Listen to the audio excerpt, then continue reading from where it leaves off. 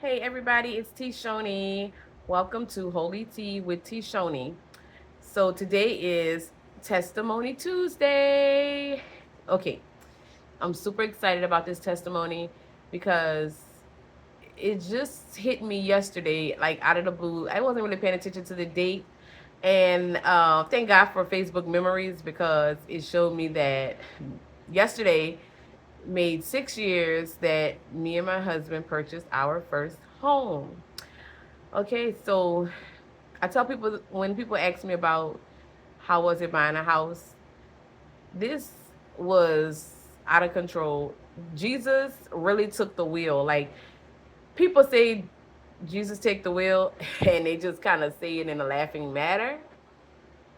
No, Jesus took the wheel on this one. Okay, I literally 6 years ago I liked a post on Facebook of a house that somebody was selling. Then I get something in my inbox asking me did I want to purchase a home. And I was like, no, I'm trying to take a first time home buyers class and this and that. And the lady was like, oh, that's just for people who never had responsibilities. You don't have to take that class. I can give you a class in 5 minutes. It's not that serious.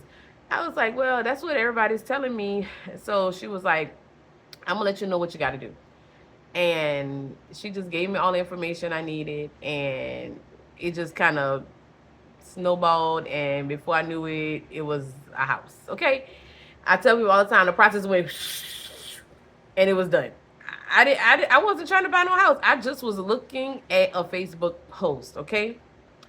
Now the reason I tell y'all is God because things change in our life so drastically. And when things started to change, I say our life was out of control.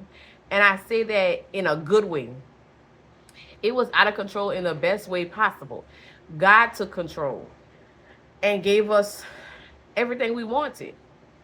And now, mind you, I told y'all before on a different Testimony Tuesday about how we had our struggles. You know, I ain't saying life perfect right now. Don't get me wrong. Things still happen. But started from the bottom situation and elevated, that's what this is. We started out from the bottom. We were lived in some of the worst places, tough times. And I tell people often when we tiptoed in the right direction, we always knew where we were supposed to be, going to church, doing better as Christians. We knew these things in the back of our mind, but we weren't doing them. Once we got it together and did them, everything just started to happen. Okay, we finally found our church home. We were shopping for a church. That's what I'd say when people were looking for a church.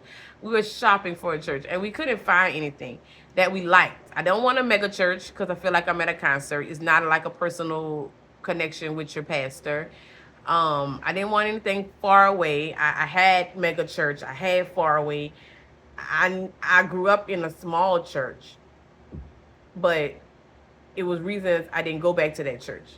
So we found us another church. My cousin husband was a minister there, and they were doing appreciation for him. So we went to that, and we loved the church. So we ended up joining the church after a few weeks of going. And when we did that, it was it was all she wrote. Like it was over. Like God just took our life and just skyrocketed. Okay, we started going to church. I always tell people we found our church home and our physical home, our spiritual home and our physical home in the same time. Like the same amount of time we've been in this house is the same amount of time we've been at our church. And God just wants us to put the effort forward and be Christians. Go to church. A lot of people don't want to go to church, but church is needed. You need church. You might say I don't need to be in church, but you do. You really do. I'm not saying just for God to bless you. I'm saying to help your walk with Christ be stronger. You need to be around other Christians, not just looking at them on the TV or on the phone or on the computer. You need to be in the building, okay? It's such a difference. It will get your head where it needs to be because you're surrounded by this often. Like not just Sunday, that 1 hour, maybe two, and you're done for the week. You don't even open your Bible. You don't even think about the word. You don't think about God. You only go on Sunday. No, you need to make church a part of your life, okay? And when you do that, God will provide. Okay, He will be there for you. He will provide for you, guide you, all of these things. When we started going to church, the house buying process, like I said, I wasn't even trying to buy a house, but we wanted a house. But at that present moment, we didn't feel like we could get a house. But God said different, and He moved for us. He made things happen. He made things so easy. It was just amazing. And I'm so, so, so grateful that He did that for us. Now, when we went to buy our house, we had to, it was like, your credit got to be right. You got to have a certain amount of money in the bank. You had to have to, they had so many things out there for our area that we didn't even know about. Just by living in a rural area, it was benefits to that. Things that just popped up, showed up. We had no idea. We could have done this a long time ago, but our head wasn't in the right place. We wasn't in church. So when they say, seek ye first the kingdom and His righteousness, and all these things will be added unto you, that's what we did. We seeked out God, His word, His righteousness. We wanted to be better as Christians. And God provided. He did that. He held on to that promise. He gave us that. We did not start going to church thinking, we're going to go to church so we can get a house, so we can get a car, so we can get this, so we can get that. No, that's not what we did. We just got in church because we wanted to do better as Christians. And God did the rest. And now it's been 6 years. We've been in our house. And mind you, this was after, my son was 15. That's my oldest. He was 15. Yeah. When we moved into this house. Now, mind you, a few years before, we said we wanted to have our house by the time my son started high school. And it happened. We were not thinking about it. We had only said that as a goal, like as a desire. We did not put much effort forward for that. We just said it. And when we did what we were supposed to do, God made that happen. His freshman year of high school, midways, October, not even midways, because school starts in August, so September, October, 3 months into his freshman year of high school, we were in our house. God provides. I'm not telling y'all this so y'all can go and say you're a Christian and then just so you can get things. No, that's not what I'm saying. I'm saying trust God. Obey God. Obey His word. Study His word. Live His word. It's not hard when you ask Him for help, okay? Just do what you know you need to do. And I'm just glad we did. Like I said, we didn't do this. We didn't start going to church just to get things. We started going to church because I grew up in the church. I knew what I was supposed to be doing. My husband grew up in the church. He knew what he was supposed to be doing. Of course, God said He's married to the backslider, so He never left us when we slid on backwards. He never left. I'm glad He did not let us slide too far, because we didn't fall way off. We just got a little distracted, and we came on back, and we even got, like, earlier this year, we got baptized again, trying to get this walk all the way right. It's just amazing to see God's work and to see Him provide. So that's my testimony. Our 6th year and counting in our home. And God did it. He did it. It was all Him, because the things that happened, people were in place that we needed. It was people who we could trust, and the funds we needed were there. The credit scores were where they needed to be. It was just, and it wasn't much effort for us on our part. It just wasn't. And I'm thankful. I'm very thankful. that God did this for us, and he keeps doing things for us. He provides so much. And when we mess up, we feel it. So don't get it twisted. As a Christian, you can still mess up, and God will reprimand you for that. So we have to try not to mess up.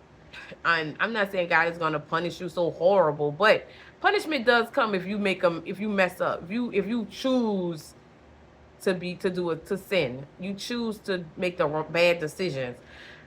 Yeah, the punishment is going to come. So just try your best to be a good Christian, do what God asks you to do, and let God provide.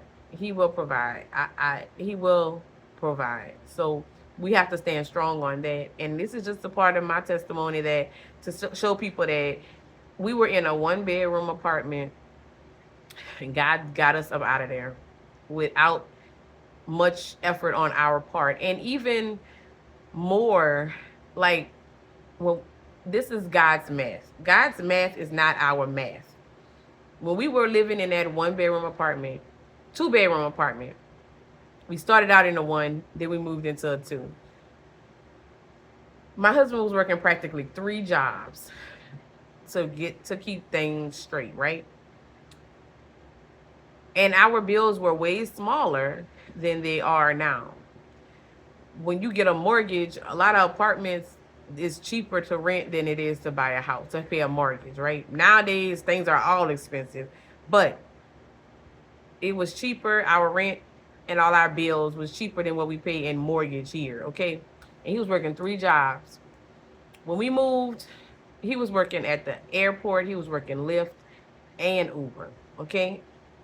When we moved into this house, he just started saying, oh, and wait, no, and it was 4, because Lyft, Uber, airport, and his full-time. So when we moved here, he was like, I think I'm tired. I'm not gonna go do Lyft and Uber today. And then it was the next day, I'm probably not gonna go. And he quit the airport before we moved in. And then he just stopped going, doing Lyft and Uber. How your bills get bigger, your income gets less, but you're able to afford it. That's God's math. That's how God provides. It don't make sense to you. Don't make sense to me. But it's God's sense, okay? 3, 4 jobs, less bills. You get bigger bills, 1 job, and it's enough.